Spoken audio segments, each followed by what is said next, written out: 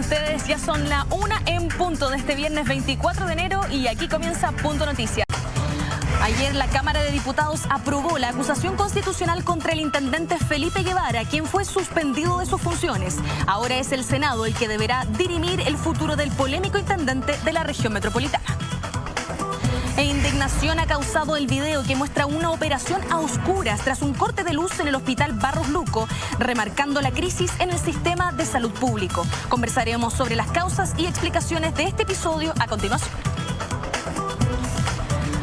Pero a esta hora vamos a tomar contacto con nuestra periodista policial Tamara Escobar, que ya se encuentra en terreno. Tamara, ¿cómo estás? Buenas tardes. Hola Chenoa, buenas tardes. Claro, comenzamos esta jornada de día viernes contándole que la Brigada de Homicidios de la Policía de Investigaciones está investigando ya el crimen de un señor de 51 años, identificado como Carlos Delgado, esto en Lota, la región del Biobío. Se está investigando qué fue lo que sucedió con este hombre, que lo encontraron al interior de su vivienda con unos cortes en la pierna, aparentemente provocados con arma blanca. Producto de esta lesión, el hombre habría fallecido debido a una anemia que le provocó esta herida. Así que por mientras Policía de Investigación está investigando qué fue lo que ocurrió para poder también tener claro quién fue la persona responsable de este homicidio. Hasta este momento no se tienen responsables del caso, de este asesinato de este señor, y es el subprefecto Jorge Abate, jefe de la Brigada de Homicidios, quien habló sobre este caso, y además aprovechó también de comentar que ya se están tomando las declaraciones correspondientes para poder llegar a un resultado final. Escuchemos. De acuerdo al trabajo realizado en el lugar, el hombre presentaba una lesión cortopunzante en unas extremidades inferiores, la cual le causa la muerte en el lugar. Se efectuó el empadronamiento, declaración de algunos testigos a fin de determinar la dinámica, como también la motivación que hubo en este hecho. Bueno, ya escuchábamos las declaraciones entonces de quién está encargado de la Brigada de Homicidios de la PDI.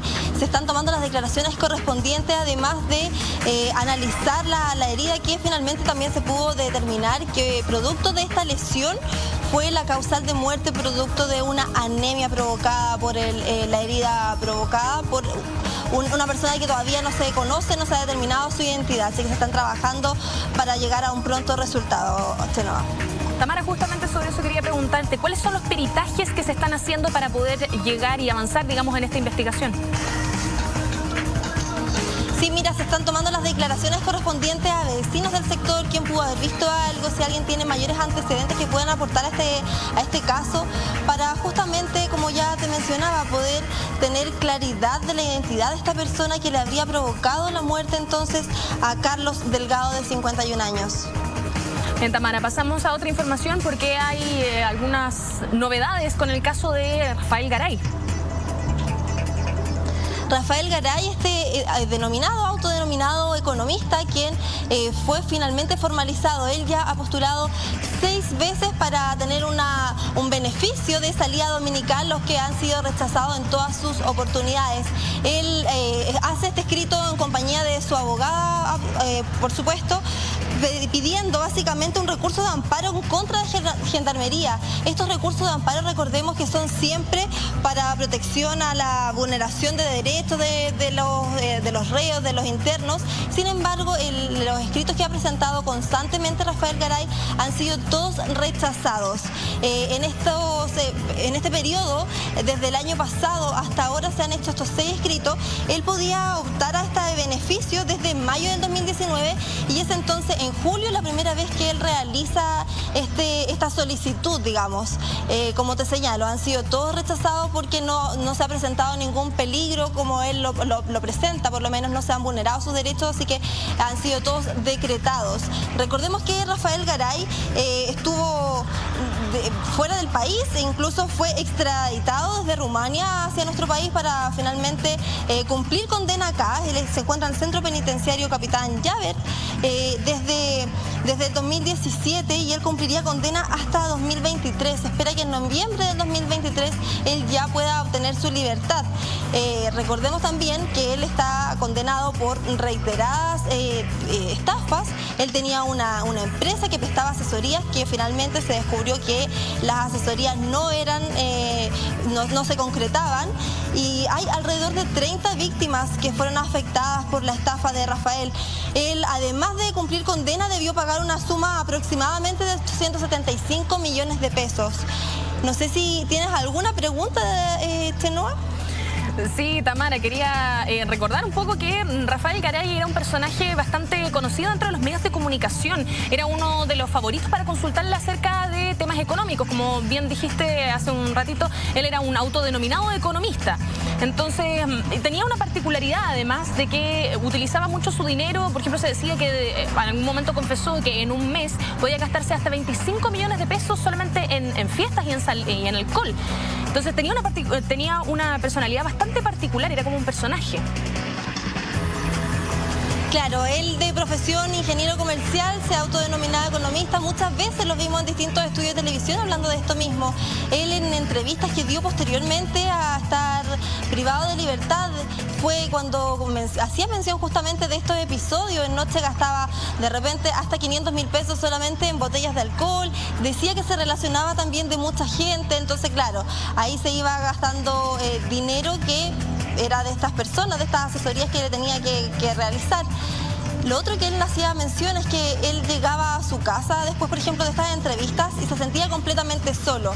Recordemos que además Rafael Garay inventó una enfermedad que salió en distintos portales de la prensa, en donde se decía que él sufría un cáncer cerebral muy drástico, muy dramático, y es él mismo quien finalmente terminó confesando que esta enfermedad la había inventado para camuflar una depresión profunda que él tenía, unos intentos de suicidio que, según lo que él mismo calificó, afortunadamente no se pudieron concretar. Sí, Tamara, además hay que decir que él en varias oportunidades ha dicho que en realidad él no es un estafador. Esa ha sido la declaración que ha dado. A pesar de que está condenado por esto mismo, él no se considera a sí mismo un estafador porque no era algo que él hiciera todos los días. Es bastante insólita la declaración. Claro, él, bueno, aparentemente no ha caído en cuenta, no tuvo que pagar esta cifra millonaria, como te señalo ya, pero los casos suman una cifra considerable, de alrededor de 30 personas de las que fueron estafadas. Sin embargo, aparentemente para él, bajo su visión, eso no es tan así. Tamara, ¿cuántas veces ha pedido él algún tipo de beneficio? Porque recuerdo que en octubre de 2018 él había pedido una rebaja a su condena y además además se incluyó que estuviera bajo una libertad vigilada. ¿Cuántas veces ha pedido beneficios? Mira, por lo menos de estos beneficios de salidas dominicales, esta ya sería la 6ª vez que él la está solicitando, lo que ha sido rechazado. Y bueno, su abogada también ahí sale en su defensa diciendo que esto solamente puede ser rechazado si es que no se ha mantenido una conducta de manera intachable, cosa que ella asegura su cliente la ha tenido. Bien, Tamara, pasamos a otras informaciones desde el norte del país. Claro, porque Policía de Investigaciones también finalmente dio con el cuerpo de un joven de 35 años identificado como Carlos Pérez, quien se encontraba desaparecido desde el viernes pasado. Este joven era conductor de la aplicación InDriver, una aplicación también de celulares que presta servicios de traslados. La desaparición ocurre en el norte del país, finalmente es en las afueras, saliendo de Antofagasta, donde Policía de Investigaciones encuentra el cuerpo de este hombre. Que debido también al tiempo en que había transcurrido no se encontraba el cuerpo en las mejores condiciones. Sin embargo, y afortunadamente dentro del panorama posible, no fue necesario tener que recurrir a exámenes de ADN para poder identificarlo. Entonces, cuando descubren este cuerpo y se está investigando bajo el delito de homicidio. Como te señalo, él estaba trabajando en este vehículo, sin embargo, es el vehículo que todavía no se encuentra. Por lo tanto, la teoría que manejan entre Fiscalía y Policía de Investigaciones es un robo, y por lo mismo se trabaja bajo la hipótesis del homicidio de Carlos Pérez, de 35 años. Sí, justamente como indicas, como no se ha encontrado el auto, es bastante importante porque seguramente va a tener muchas pruebas adentro, mucha evidencia.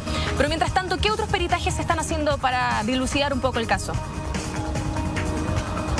Mira, son los comunes exámenes de los peritajes de rigor, tratando de ver también si es que hubo algún tipo de testigo que pueda ser clave en esta investigación, ver si es que hay en algún sector también algún tipo de cámara que pueda entregar alguna pista de lo que ocurrió y por supuesto también dar con el paradero finalmente de este automóvil. Quizás por la placa patente se puedan encontrar, se pueda saber dónde está el auto y poder tomar las pericias correspondientes, como las huellas dactilares también que hemos visto en otros casos, así que es de esperar que se pueda encontrar mayores antecedentes para saber finalmente qué fue lo que pasó y cuál es también eso es lo otro que se está esperando, los resultados del servicio médico legal para saber cuál fue efectivamente y concretamente la causa de muerte de Carlos. Lo otro que me gustaría saber, Tamara, es si se ha hablado con los vecinos, por ejemplo, del sector en donde habría desaparecido, si habían visto algo, si existiría algún testigo. Mira, es que de esto no se sabe, todavía no se sabe mayor información, porque como él hacía estas carreras, era una especie de aplicación, como te digo, de traslado de pasajeros. Entonces él iba a tomar una carrera, iba camino a tomar esta carrera cuando entre medio de este lapsus él desaparece, a él se le pierde el rastro y es entonces que no se tienen mayores antecedentes de vecinos del sector. Bien, Tamara, pasamos a otra lamentable noticia que ocurrió en Santiago, en Pudahuel. Claro, porque se está trabajando bajo la hipótesis de un posible parricidio en la comuna de Pudahuel.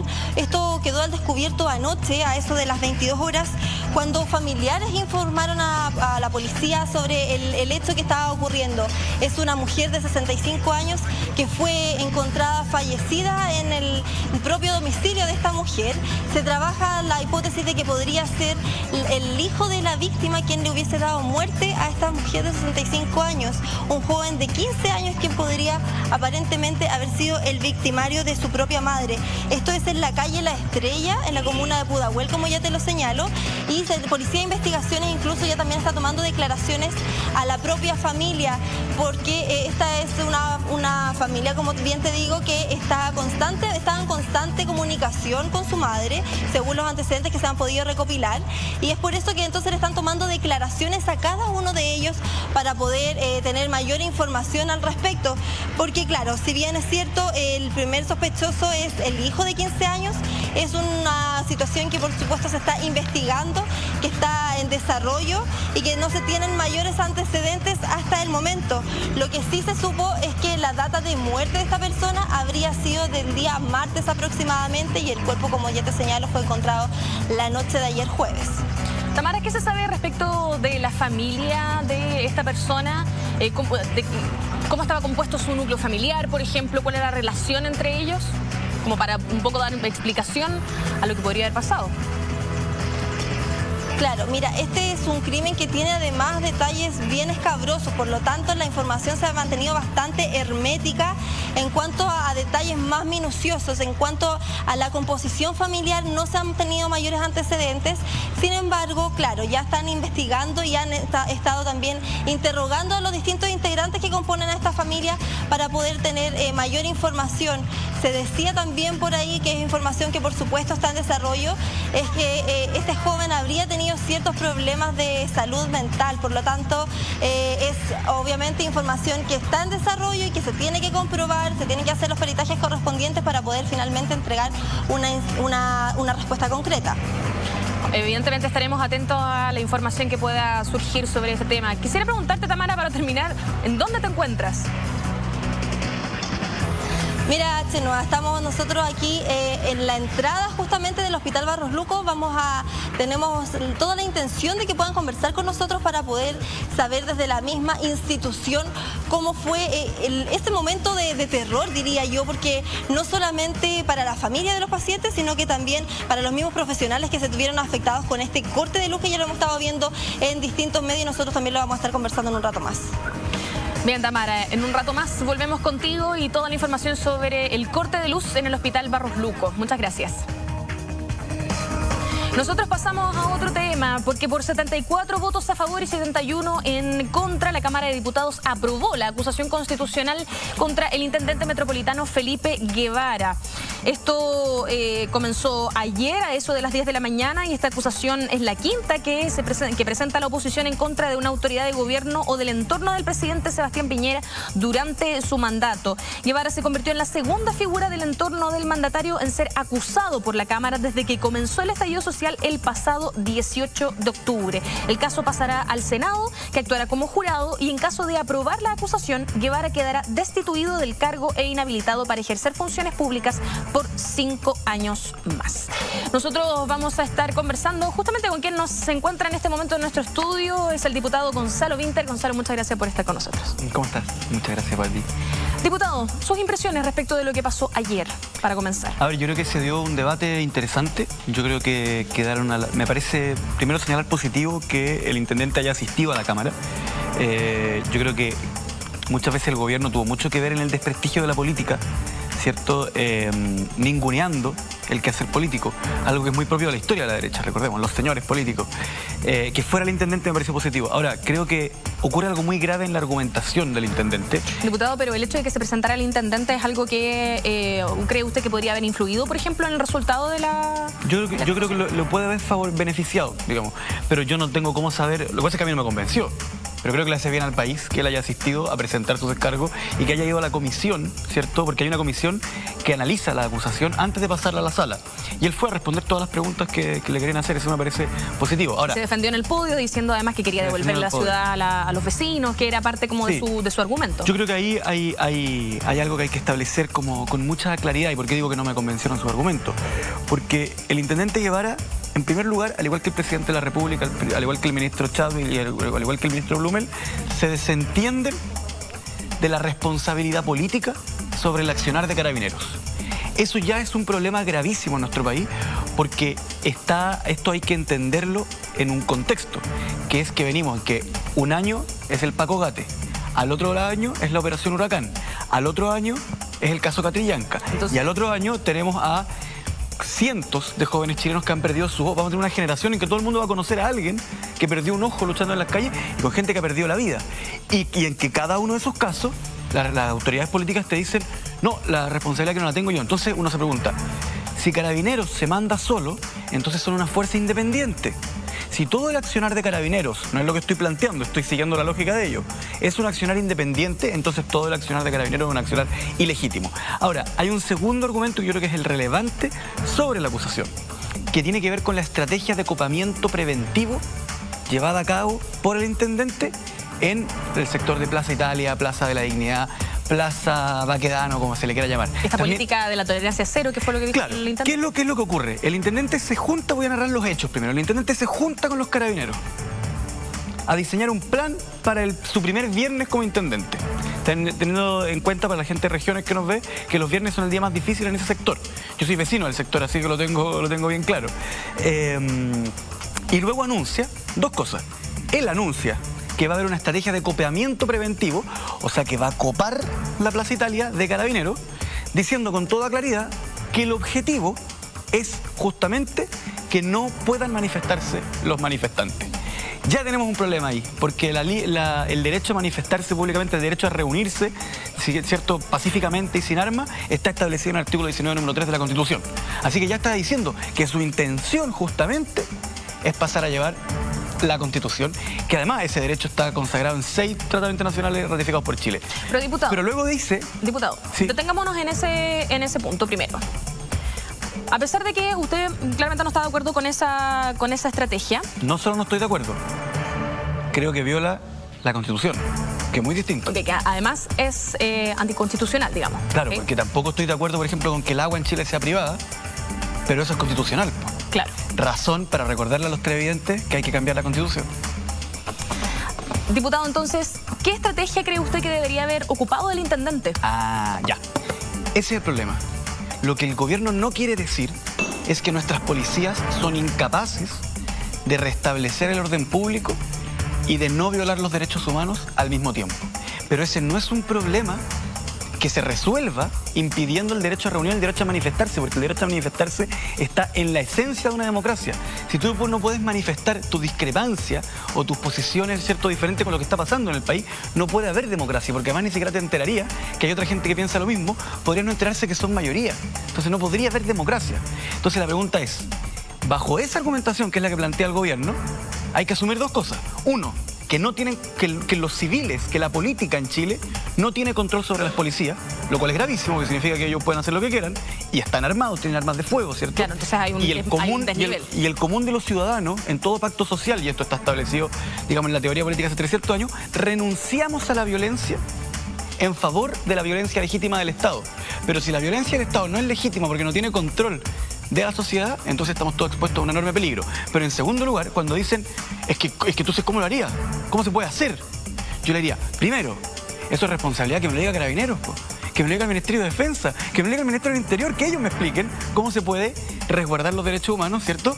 O sea, eso habla muy mal de la inteligencia policial si nadie tiene una pequeña frase para responder a esa pregunta. Pero en segundo lugar, lo que me están reconociendo es que nuestras policías hoy día son incapaces de establecer las dos cosas al mismo tiempo. Pero además, el intendente Guevara, y aquí es lo más grave, yo creo, él, luego de la reunión con Carabineros, anuncia esta cuestión. Anuncia que no va a haber derecho a reunión, o sea que él se arroga el derecho a cancelar el 19 número 3 de la Constitución, ¿cierto? Pero además, y aquí hay algo más grave, el intendente Guevara, que es una persona muy inteligente, entendía perfectamente, era capaz de representarse la idea de que iban a haber manifestantes igual. Y que por tanto, si él impedía el derecho a manifestación, evidentemente iba a haber un enfrentamiento. Por lo tanto, el intendente Guevara toma la decisión de aceptar que ocurra un enfrentamiento con tal de cancelar el derecho a la libre reunión. Y ahí se entiende... Y ahí viene la pregunta. Para establecer la responsabilidad política, son dos preguntas las claves. Una, ¿con qué intención? Ya lo dijimos. Cancelar el derecho a la libre reunión. ¿Y con qué resultado? Mauricio Fredes, Omar Pérez, el incendio del CCN Arte Alameda. Entonces, su intención es violar un derecho constitucional. Él se da cuenta que va a haber un enfrentamiento, el enfrentamiento ocurre y muere gente. Entonces, díganme, yo, como diputado, porque algunas de las víctimas de esas 2 tardes son de mi distrito, ¿qué le respondo yo? ¿Qué le respondo a la mamá de un joven que en un enfrentamiento con estrategia de copamiento, que iba camino a manifestarse pacíficamente en la Plaza Italia y llegó un perdigonazo y me dice, diputado, ¿con quién hablo? Y le voy a decir, no, con nadie. No hable con nadie. Porque después el intendente lo que va a decir a la Cámara es, esto es una decisión de Carabineros y yo no tengo nada que ver. No, pues no es una decisión de Carabineros, porque usted se reunió con ellos y usted la anunció. Por lo tanto, cuando usted con un acto del habla se comunica con el pueblo siendo una autoridad, usted está haciendo una acción política. Y por esa acción política yo le exijo responsabilidad política. ¿Qué responde usted a este pimponeo que ha habido, que el intendente le echa la culpa a Carabineros y después hablan también del Ministerio del Interior? ¿Qué responde usted a eso? A ver, me parece terrible y es por lo que partí. O sea, ayer yo comentaba en la Cámara, un poco triste recomendarse a sí mismo, pero en mi discurso en la Cámara yo ocupé esta frase del poeta Juvenal de hace 1900 años escrita, que es, ¿quién vigila a los vigilantes? ¿Ya? Entonces, lo que ha pasado es que ante la operación Huracán, la concertación, lo que era la nueva mayoría, nos dice, no, yo no tengo nada que ver con lo que hace Carabineros. ¿Ya? Ante el Paco Gate nos dice, no, yo no tengo nada que ver con lo que hace Carabineros. Ante el caso Catrillanca nos dice, no, yo tengo... O sea, el Ministerio del Interior era incapaz de decirnos si el caballero andaba con una cámara en la cabeza o si había... ¿Se acuerda de la historia? ¿Se acuerda de la historia que nos contaron? ¿No? O sea, insultando a la inteligencia de los chilenos, el tipo nos decía que había borrado la cinta porque tenía imágenes íntimas. Claro, que tenía imágenes íntimas, que había cortado Entonces, el Paco Gate, la memoria. El Paco Gate, el caso Catrillanca. Es demasiado el descontrol que tenemos sobre Carabineros. Pero el punto es que yo no me corresponde enfrentar a Carabineros, porque mi responsabilidad es enfrentar por una cuestión constitucional y que está bien, es enfrentar al superior jerárquico y al Poder Ejecutivo, que es el que tiene el control político de Carabineros, que es el Ministerio del Interior, en el entendido de que el intendente en una región, esto quizá a la gente a veces se le pierde un poco, dice, ¿por qué van con el intendente? Porque en todas las regiones existen los seremi, ¿cierto? Entonces, el seremi de vivienda metropolitano es el equivalente al ministro de vivienda para la región. Bueno, el intendente es el equivalente al ministro del Interior para la región. Entonces, por eso vamos por el intendente y porque además esta estrategia de copamiento que dejó víctimas fatales fue anunciada por él. Entonces, él tiene que asumir la responsabilidad política. Es más, yo le diría al señor Guevara, una preguntita, ya que no ha respondido a la pregunta de si usted no tiene la responsabilidad, ¿quién tiene la responsabilidad? Porque Carabineros tampoco la tiene, según ellos. Bueno, ya es una cosa pero increíble. Carabineros dice que ni siquiera sabe qué líquidos tiene el agua del Guanaco. Carabineros dijo que los barriles eran de goma, después que alguien lo analizó. Resulta claro que dijo Carabineros no son de goma, y dijeron, oh, eso no me di cuenta. Dijeron, no, si las lacrimógenas no son letales. Oiga, ¿sabe que en el manual de uso dice que no se pueden disparar al cuerpo y que tienen que estar a no sé cuántos metros? Ah, no sabíamos, o sea, no leen las instrucciones, ¿ya?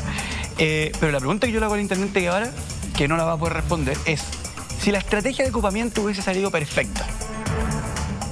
No hay manifestaciones, de hecho, hay manifestaciones pero pacíficas, sin ningún incidente. Y todo el mundo le aplaude. ¿Qué hubiese dicho él? Seguramente se hubiera... ¿Hubiese dicho él? Tal vez... No. A mí no me adjudiquen esta estrategia. ¿Por qué esta estrategia la hizo Carabineros? Yo no tengo nada que ver con esto después de que él mismo la anunció y dijo que iba a haber un cambio de mano. Yo hago copamiento preventivo y voy a tener, dijo literalmente, voy a tener tolerancia cero a las manifestaciones no autorizadas. Si no hubiese habido manifestaciones ese día, él hubiese dicho, ven, yo lo hice. Sin embargo, por tanto, ya que salió mal, yo le digo, asuma las consecuencias. El intendente después se disculpó. El 17 de diciembre pasado se disculpó diciendo que en realidad lo que él se refería con la tolerancia cero no era hacia los manifestantes, sino que era hacia la violencia que estaba ocurriendo. No, o sea, sí, pero el a qué se refería, lo que pasa es que aquí hay una cuestión súper importante. Los políticos también trabajamos con las palabras, ¿ya? De hecho, hay cosas que no podemos decir porque significarían destitución, ¿ya? De hecho, hacemos cosas con las palabras. Si el intendente dice, llama a todo el mundo a manifestarse a Plaza Italia, si el intendente dice, no vaya a manifestarse a Plaza Italia porque se va a enfrentar a Carabineros, él ya con el llamado está cooptando el derecho a la libre reunión. Porque le está diciendo a una persona, o sea, pongamos el caso siguiente. Si yo tengo una hija de 4 años y leo que el intendente dice, voy a tener tolerancia cero a la manifestación no autorizada, ¿yo la llevo o no la llevo? No la llevo, porque estoy seguro de que va a haber un enfrentamiento con Carabineros y no quiero exponer a mi hija a un enfrentamiento con Carabineros. ¿Por qué pongo ese ejemplo? Porque él con ese anuncio, porque en la Cámara él decía, pero si esto fue una frase en prensa, todos decimos cosas. No, pues con ese anuncio usted hizo política. En el fondo es un acto de habla, claro. Es un acto del habla de una autoridad hacia un pueblo, por lo tanto es un acto político. Y los actos políticos deben acarrear responsabilidad política. Y él claramente la tiene. Pero lo más grave, yo creo que el intendente Guevara va a ser una anécdota en esta historia.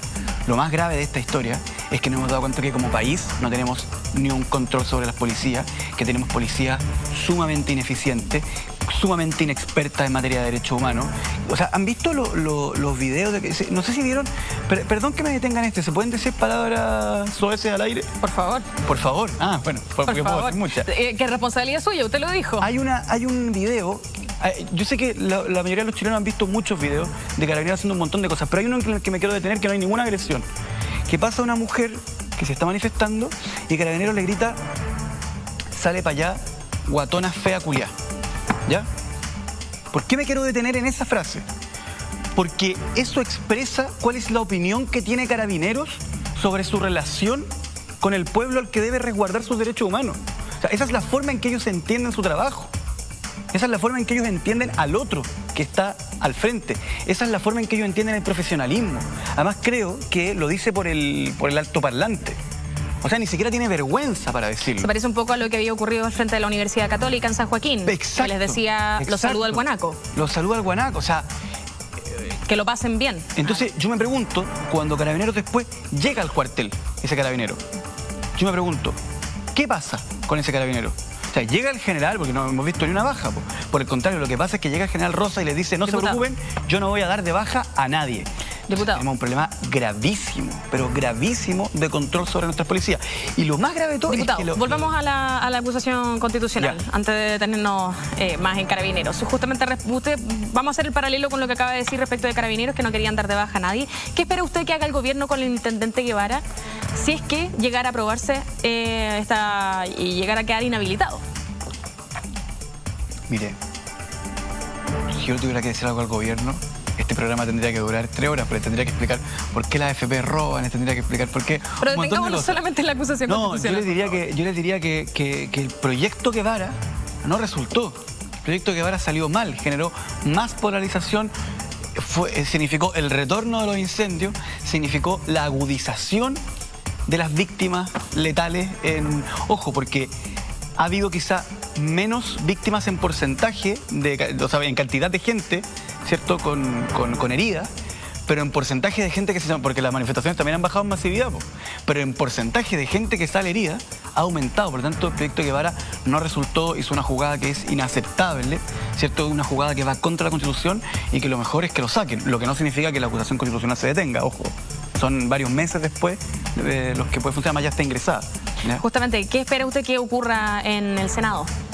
Yo espero que los argumentos que aquí he planteado, que yo creo que son bastante claros, bastante sencillos además, y bastante poco refutables, sean tomados por la inmensa mayoría de los senadores, para que después, porque ¿sabes qué? ¿Cuál es mi problema? Que algo que le hace muy mal a los países es cuando las cuestiones que están mal empiezan a tener cómplices en otros poderes del Estado. Entonces, si nos hacemos los lesos y escondemos el polvo debajo de la alfombra, es el Congreso el que queda ensuciado, por decirlo así, con la inconstitucionalidad de Guevara.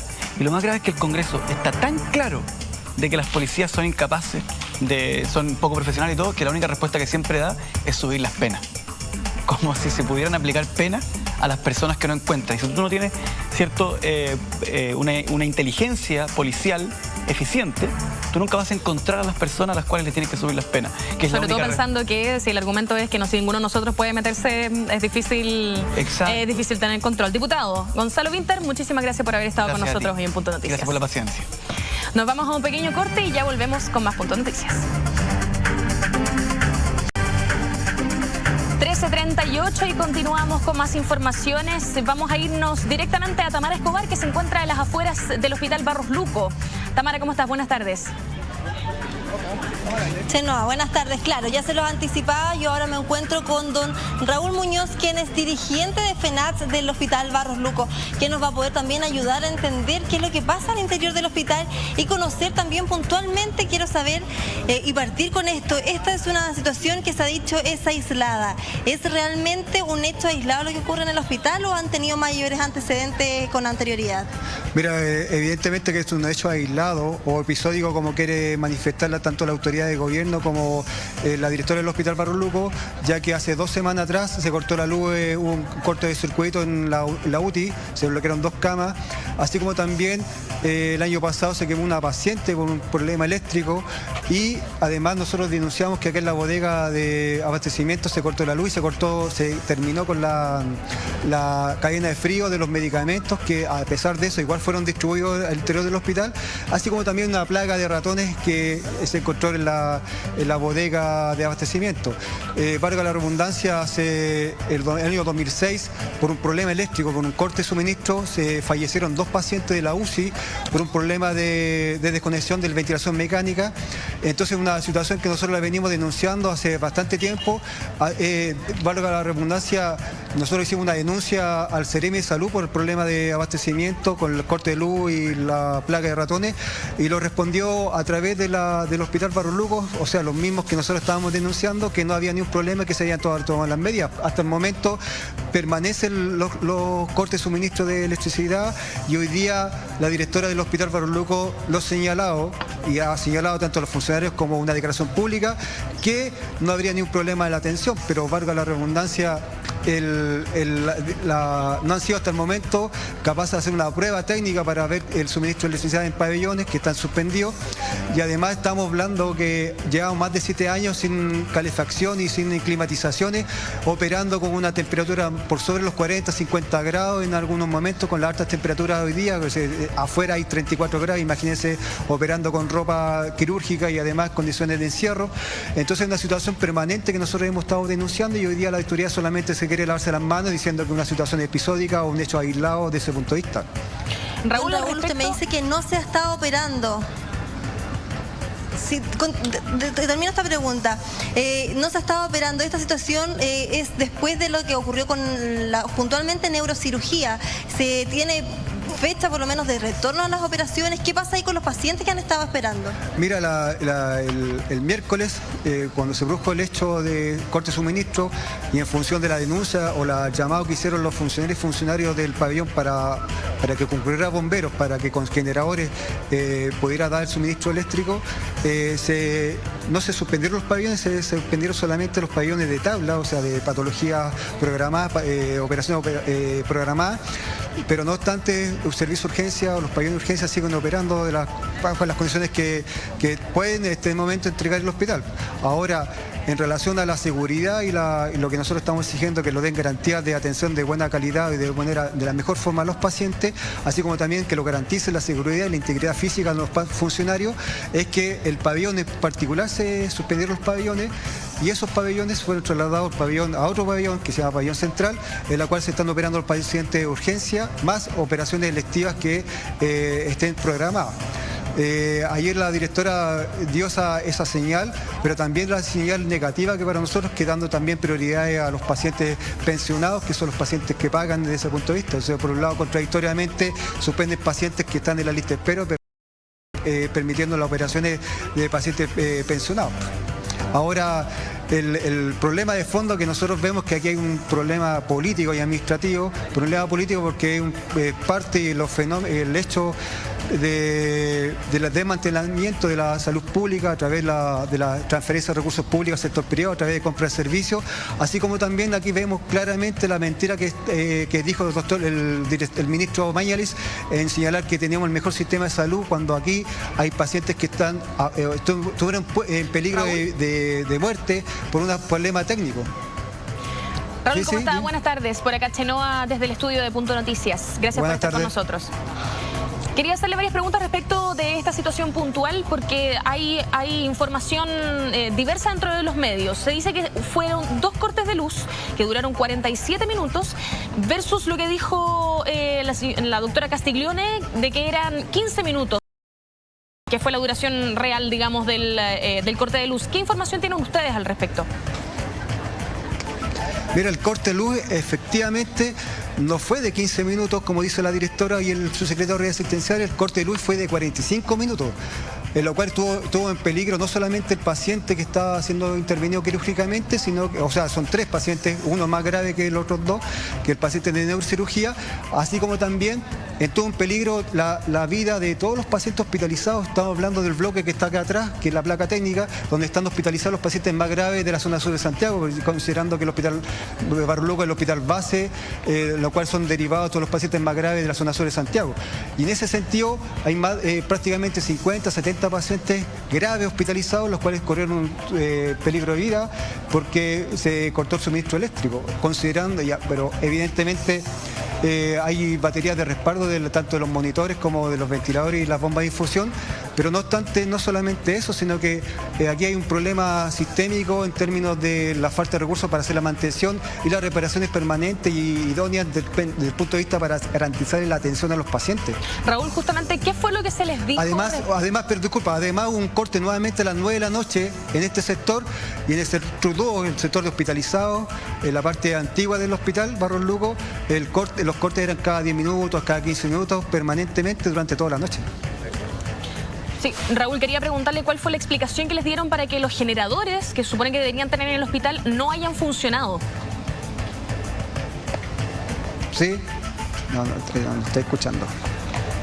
No, mira, el problema, técnicamente hablando, el problema es que así como el año 2006 se cortó la luz desde afuera hacia adentro del hospital, el suministro y los automáticos, el sistema halógeno no entró automáticamente a funcionar, por lo tanto hubo un tiempo bastante importante de corte de luz. Esta vez sucedió algo parecido, pero no porque el corte de luz fuera desde afuera hacia adentro, sino que el corte fue al interior. En términos estrictos, no hay equipos halógenos de respaldo en términos de suministro eléctrico, porque los equipos que tienen el hospital y que tienen todos los hospitales de Chile es para cortes desde afuera hacia adentro, no cortes desde adentro hacia afuera. Entonces, desde ese punto de vista, no existe la capacidad de respuesta, o sea, no existe un plan B en términos de que se corte la luz al interior del hospital. Don Raúl, preguntarle, porque usted hace mención de que en aquella oportunidad, cuando también tuvieron un traspié aquí al interior del hospital, hicieron el reclamo correspondiente con autoridades de salud. En este caso, ¿una respuesta por parte del ministerio? ¿Se les ha hecho llegar alguna información, alguna respuesta de lo que ocurrió y por qué podría haberse ocasionado esto? Mira, la respuesta de parte del ministerio nosotros no hemos tenido respuesta del Ministerio, primero que nada. Segundo, todas las respuestas han sido a través de la directora del hospital, que es la cual nosotros estamos denunciando por falta administrativa, falta de no capacidad de resolución. Tampoco de ese punto de vista la respuesta ha sido a través de ella. Y la respuesta que los dio ayer a nosotros, sino que a los trabajadores del pabellón, es que el Ministerio le habría autorizado el presupuesto para la reparación, que no sabemos qué fecha, porque los dijeron una semana, 4 días, porque en estricto rigor el hospital hasta hoy día no sabe qué sucedió en términos técnicos, por qué se cortó la luz.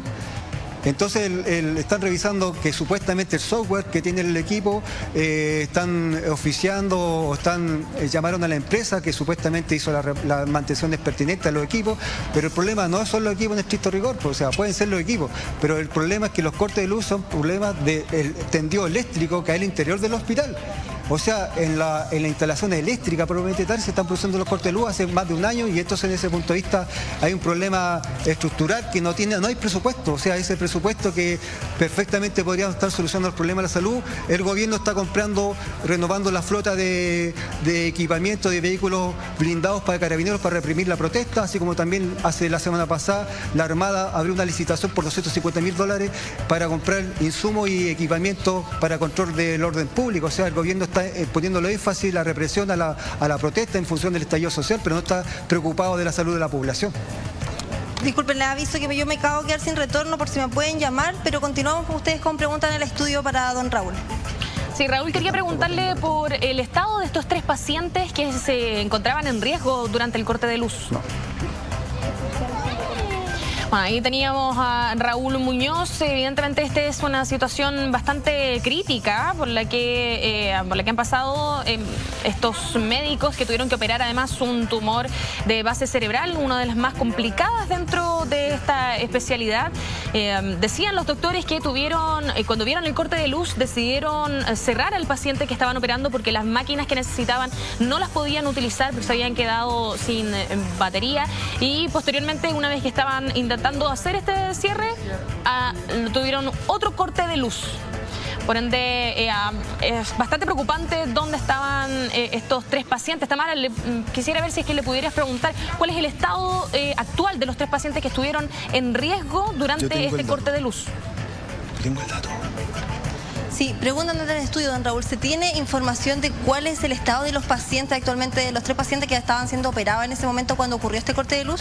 Mire, los 2 otros pacientes están estables, siguiendo el postoperado de la intervención quirúrgica que tuvieron que realizarse, pero el paciente neuroquirúrgico es un paciente grave, una patología bastante grave, y está hospitalizado la UCI, porque lo más seguro que necesitaría UCI, el postoperado.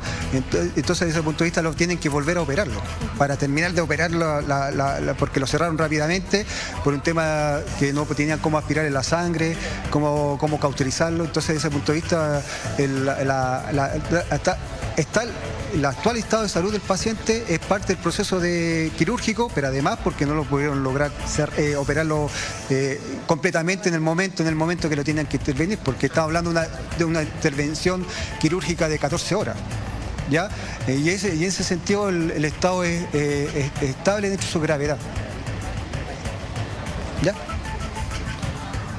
Bien, Tamara, muchísimas gracias por este contacto. Muchas gracias a Raúl Muñoz por haber estado con nosotros.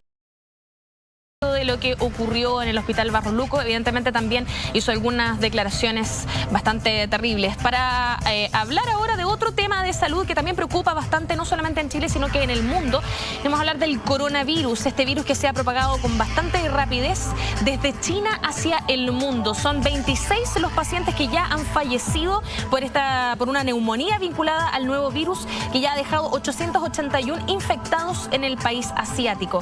Además, ya está confirmado que el virus se transmite de humano a humano a través del tracto respiratorio y en caso de contactos estrechos. El número de ciudades cerradas por las autoridades de China ha aumentado a 13 durante esta jornada. Más de 40 millones de personas permanecerán así confinadas en sus localidades en un intento de limitar la propagación del brote de este peligroso virus. Para conversar acerca de este tema tenemos ya en estudio al doctor Iván Mendoza, secretario general del Consejo Regional Santiago del Colegio Médico. Doctor Iván, ¿cómo está? Hola, buenas tardes. Muchas gracias por estar con nosotros. Lo veía, eso sí, antes Yo lo veía bastante queriendo, digamos, intervenir con este tema del Hospital Barros Luco. ¿Cuáles son sus impresiones al respecto de este corte de luz? Sí, exacto. Gracias, porque realmente yo pertenezco al Servicio de Salud Sur, que es donde está el Barros Luco. Yo soy del Ezequiel González Cortés y quería decir primero lo más importante, que es la salud del paciente, del que fue sometido a una intervención neuroquirúrgica, que él tuvo que ser reoperado ayer. Efectivamente, la operación que se realizó, que dura más de 6 horas, que es lo habitual en una neurocirugía, presentó 2 cortes de luz en ese lapso de tiempo. Finalmente los colegas deciden hacer una neurocirugía con contención de daño nomás. No fue una cirugía terapéutica ni reparadora a la patología que esta persona tenía. Eso, para entender un poco mejor, doctor, eso significa que no pudieron extraer en la primera operación el tumor, sino que tuvieron que hacer contención de daño y después, de hecho, por lo que tengo entendido, tenían durante el primer corte decidieron que iban a cerrar, digamos, al paciente, y que mientras estaban haciendo esto volvió la luz, dijeron, bueno, vamos a seguir operando, y pues nuevamente se cortó la luz. Exactamente, eso fue lo que sucede. La neurocirugía se ocupa en microscopios para que el neurocirujano pueda operar. El microscopio queda sin luz, entonces no se puede operar y hacer una cirugía con los niveles de calidad que exige una cirugía de tanta complejidad como esa. Al mismo tiempo tampoco hubo electrobisturí para coagular las incisiones que se hacen ahí, y el paciente efectivamente se complica por esta falta de coagulación y una hemorragia que se tuvo que ser intervenida ayer. Y como decía el dirigente que recién entrevistaban, el paciente se encuentra grave en la UCI. Dentro pacientes, todos los pacientes neuroquirúrgicos se toman como graves, pero él ahora se encuentra en la UCI. Todavía no sabemos la evolución que va a tener, y eso lo van a determinar el equipo neuroquirúrgico del Hospital Barros Luco. Quiero decir que esto no es algo puntual, y en eso concuerdo con lo que decía el dirigente. El Colegio Médico ha denunciado por más de 7 meses esta crisis que ha arrastrado, y que el ministro Mañalich, en un afán comunicacional distractivo desde nuestro punto, ha negado esta crisis. Nosotros decimos que no es algo puntual, que es algo que afecta al sistema de salud, y en eso no solamente no hemos quedado en la denuncia, sino también hemos propuesto reformas de financiamiento que son muy distintas a lo que están proponiendo en este momento el gobierno, que una reforma solamente al sistema FONASA. Nosotros hablamos de una reforma completa que englobe a todo el país y que no sea discriminatoria ni por capacidad de pago, ni por carga de enfermedad, ni por género, y que sea, por cierto, incluida dentro de un derecho en la Constitución. Doctor, de hecho, el ministro Mañalich, además de decir que teníamos el mejor sistema de salud del mundo, se contrasta, cuestionado ayer por este corte de luz en el Barros Luco. Él dijo que había muchos hospitales que tenían mucho déficit y por ende tenían que ser reparados o tenían que ser atendidos con urgencia. Entonces, un poco como que se contradice el mismo ministro al respecto. Ustedes, con estas denuncias que han hecho, ¿qué respuesta les ha dado el ministerio? Bueno, el ministerio ha tenido una hegemonía comunicacional en su ministro. Él maneja todas las comunicaciones, al parecer, porque no conversa con nadie. Nosotros todo el rato hemos tratado de tender puentes con la autoridad para proponer, para generar mesas de trabajo en conjunto con los funcionarios de salud pública, en conjunto con las distintas agrupaciones de pacientes, que es como nosotros concebimos deben ser desarrolladas las políticas públicas en el país. El ministro, vuelvo a insistir, en un afán comunicacional siempre trata de ocultar una crisis que a toda luz para el 80% de la población sí está en crisis del sistema, y nosotros hemos sido propositivos para eso. Para finalizar, quiero decir que en el Hospital Barros Luco hoy día ya se están anunciando sumarios por la filtración de la información que se ha entregado. Nosotros queremos decir tajantemente que vamos a defender a los colegas que con mucho con mucha capacidad de reacción y apegado a la ética, dejando en el centro al paciente, lograron hacer el menor daño al paciente, lograron poner la salud de nuestros pacientes por delante, y no vamos a permitir que se le amedrente bajo un problema que es de la autoridad y no de los funcionarios de la salud, que tuvieron un excelente actuar en esta crisis que estamos hablando hoy día. Para cerrar este tema, doctor, quería preguntarle si es que a los médicos que se están formando hoy en la universidad se les enseña a reaccionar bajo este tipo de escenarios. Bueno, las distintas mallas curriculares de las escuelas de medicina son, valga la redundancia, distintas. Yo no podría asegurar, yo estudié en 2 universidades, la Universidad de Santiago, que es la que me formó como médico, y la Universidad de Chile, donde hice mi posgrado, y efectivamente te preparan en algunas circunstancias a trabajar, pero por sobre todo lo relevante acá es que uno debe, en lo que te enseñan en la escuela de medicina, es que uno debe procurar tener siempre al paciente en el centro y esto fue lo que hicieron el equipo médico del... Y eso es lo que hizo el equipo médico, por ende encontramos de una insensibilidad y poco apego a la norma ética de que ahora más encima estén a todo el equipo de salud amedrentándolos, impidiéndolos hablar del tema, lo cual lo encontramos gravísimo. Bien, vamos a pasar al tema que nos atiene, el coronavirus. Derribemos algunos mitos, porque hay bastante susto respecto de este mortal virus. ¿Cuáles son los síntomas que tiene y por qué se está infectando tanta gente en China, al menos?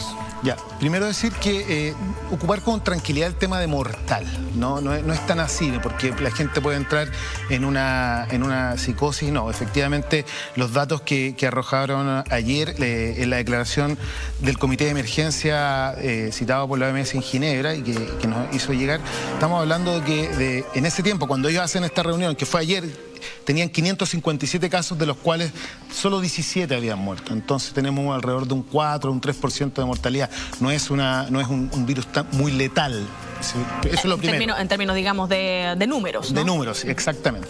Entonces, dicho eso, es lo primero para decirle a la población que no es un virus de alta letalidad. Segundo, efectivamente, se contagia de humano a humano, se sabe y se está investigando que al parecer la fuente originaria es animal en esta ciudad china.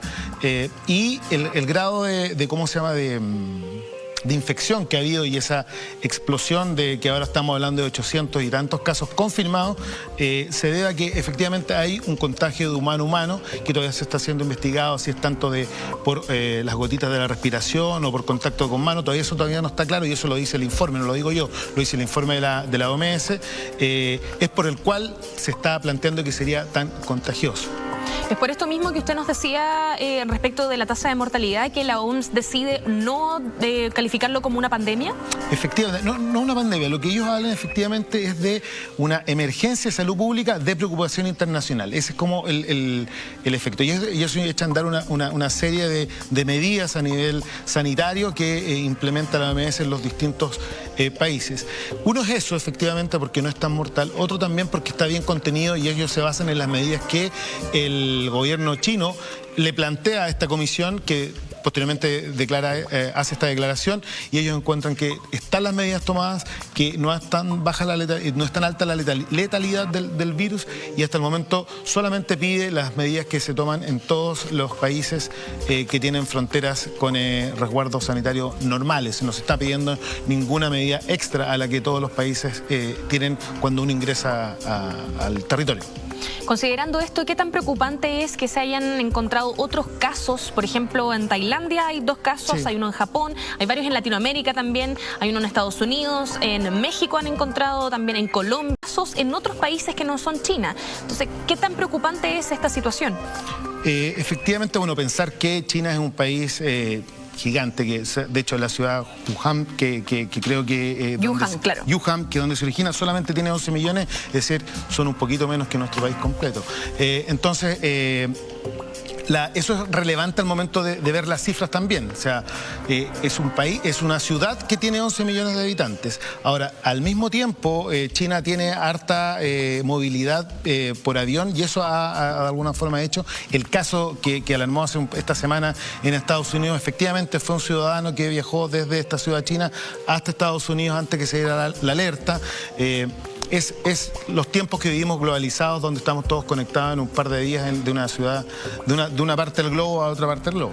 De hecho, una de las medidas que han tomado en China es cerrar algunas ciudades. Por ejemplo, en Wuhan son 11 millones de personas las que están confinadas todavía en esa ciudad, bastante cerca de una fecha que es bien importante para China y que maneja muchísimo cambio de, digamos que hay muchas personas que se mueven de ciudad a ciudad, hay muchos traslados. Entonces se han cancelado bastantes celebraciones. ¿Por qué es necesario cancelar la movilidad dentro del país? Bueno, es por lo que hablamos al principio. Hay una contaminación humano-humano que todavía en el detalle no está tan bien especificado como decía al principio. Pero en la medida que nosotros congregamos a personas, se entiéndase un bus, un avión, en lugares donde no hay mucha movilidad aérea o recambio de aire, tienes mayor tendencia a contaminar y a contagiar personas que vienen enfermas a otras que no están enfermas. Eso es lo que se trata de evitar cuando hay grandes desplazamientos de personas en sistemas de transporte público, donde está el nicho pero ecológico perfecto para que este virus se propague. Por eso es evitable, y aquí yo no me quiero meter en las políticas públicas sanitarias de China, sino que estoy diciendo lo que se hace generalmente, en que es evitable que la gente vaya a transporte público. No estoy diciendo que en Chile, ojo, de eso lo quiero dejar súper claro, de esto estamos hablando de China. Entonces, para dejar súper en claro ese punto, ¿el coronavirus tiene alguna posibilidad de llegar a Chile? ¿Estamos en riesgo? En la medida que la gente que está en China viaje para acá y sea asintomática en ese momento y llegue acá y empiece a ser sintomática, claro, o sea, todos estamos expuestos. Pero con las medidas que se está implementando en China, al parecer, y en base a lo que dice la OMS, estarían tomándose las medidas adecuadas para poder evitar esa pandemia, como tú recién dijiste.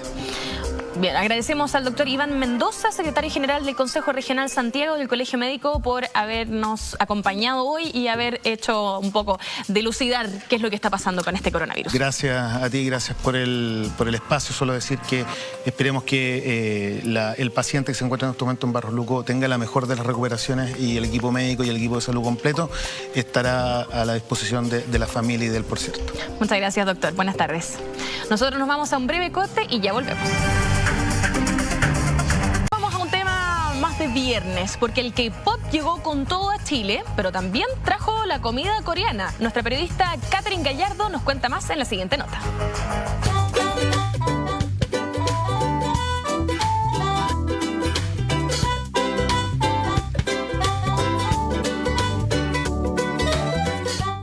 La comida coreana es una gastronomía desconocida para muchos, pero que día a día gana nuevos comensales en nuestro país. Hoy en Tengo Hambre y Punto conoceremos sus platillos que destacan por sus sabores fuertes y picantes. Esta es la especialidad del Blue Dragon. Cuéntame, sí. ¿Qué es lo que tiene? Es pollo coreano, ¿sí? Lo tenemos en diferentes tipos de salsa. Este es salsa agridulce, es salsa poco picante y dulce. Esto es especialmente para el pollo con hueso, ¿sí? Cuando van a comer pollo con hueso le ponemos este balde y estos deditos para que no se ensucien.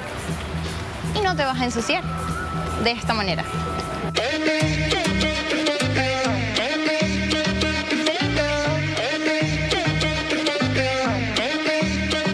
Tenemos fideos de camote.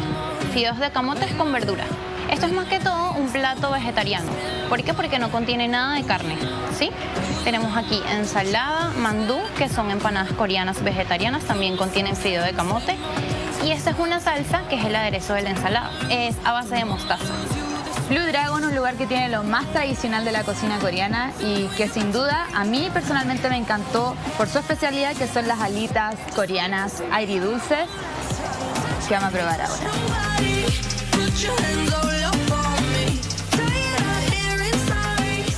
Nos encontramos en Hansoban, en pleno corazón del barrio Patronato, donde conoceremos los auténticos platillos tradicionales de Corea del Sur. Nuestra primera pregunta es, ¿qué son estos pequeños platitos que tenemos? Tradicionalmente la gastronomía coreana se sirve con acompañamiento, justamente es para potenciar el ingrediente principal, que es el arroz, se llama banchan. Seguramente verás elementos proteicos y verduras, o sea, una composición para que sea armónica. Esto se llama bibimbap, contiene arroz blanco abajo, aceite de sésamo, variedad de verdura con carne y el kimchi, alga marina, aceite de sésamo y, bueno, y la salsa.